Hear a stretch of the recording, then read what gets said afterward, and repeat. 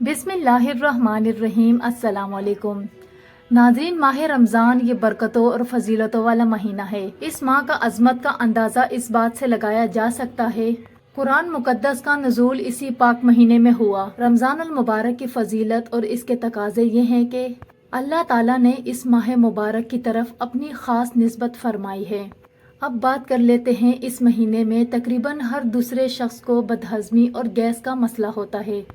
इसलिए आज की वीडियो में हम आपको एक आसान सा नुस्खा बताने जा रहे हैं। अगर आप इस रेमेडी का इस्तेमाल करते हैं तो पूरा रमज़ान इसके इस्तेमाल से गैस, बदहज़मी, खट्टी डिकारें आने का मसला ख़त्म हो जाएगा। रमज़ान में आप जितना भी पेट भर के खा लें या आप खाने के शौकीन हैं तो इस रेमेडी के इस्तेमाल से ये हो ही नहीं सकता कि आपको बदहज़मी या गैस का मसला हो। इस रमज़ान के महीने को पुरसुकून तरीके से गुजारना चाहते हैं तो आज की इस रेमेडी को ज़रूर इस्तेमाल करें। तो चलिए जान लेते हैं कि इसको किस तरीके से बनाना है।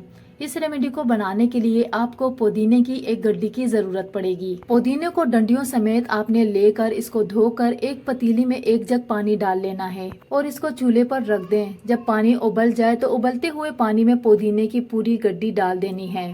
अब इस पानी को आपने इतना पकाना है कि ये पक पक कर आधा रह जाए। पुदीने के इस्तेमाल से आपके पेट और मैदे के तमाम अमराज का खात्मा हो जाता है।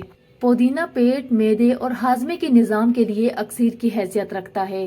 पुदीना हाई ब्लड प्रेशर को कम करता है, बढ़े हुए कोलेस्ट्रॉल को कम करता है। पुदीना पेशाब आवर होता है। पुदीने के इस्तेमाल से बहुत ज्यादा पेशाब आता है, लेकिन इस पेशाब के साथ जिस्म में जितने भी गंदे फाजिल मादाएं होते हैं वो सब खारिज हो जाते हैं।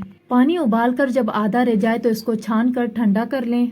अब इस पानी को एक बोतल में डाल दें और 3 दिन तक आप इसको फ्रिज में रखकर इस्तेमाल कर सकते हैं। ये गौर से सुनना है कि इसको इस्तेमाल करने का तरीका ये है कि 1 गिलास सादा पानी लेकर इसके अंदर 1 चम्मच सौंफ, सब्ज इलायची को कूट कर डालनी है। अब इस पानी को उबालने के लिए रख देना है। जब ये 1 गिलास सादा पानी उबल जाए तो इसको छान कर 1 कप या गिलास में डाल दें। अब आप इस 1 गिलास पानी में पुदीने का पानी जो बनाया हुआ था इसके आपने 4 टेबलस्पून डाल देने हैं। बस आपकी जबरदस्त रेमेडी तैयार है। इसको आपने अफ्तारी के बाद इस्तेमाल कर लेना है। अगर आप इसको रमजान के महीने में इस्तेमाल करते रहते हैं तो आपका हाजमा फिट रहेगा। सौंफ और इलायची निज़ाम हाजमा के लिए बेहतरीन होते हैं। तो आप जितना भी मर्जी पेट भरकर खाएं, सवाल ही पैदा नहीं होता कि कभी आपको बदहजमी हो, आपके पेट के बेजा तेजाबियत या गैस बनने की शिकायत हो। तो इस रेमेडी के इस्तेमाल करने से आपके रमजान बहुत ही पुरसुकून और राहत बख्श होंगे। तो इसलिए इसको आप खुद भी इस्तेमाल करें और अपने दोस्तों और रिश्तेदारों के साथ वीडियो को शेयर करें।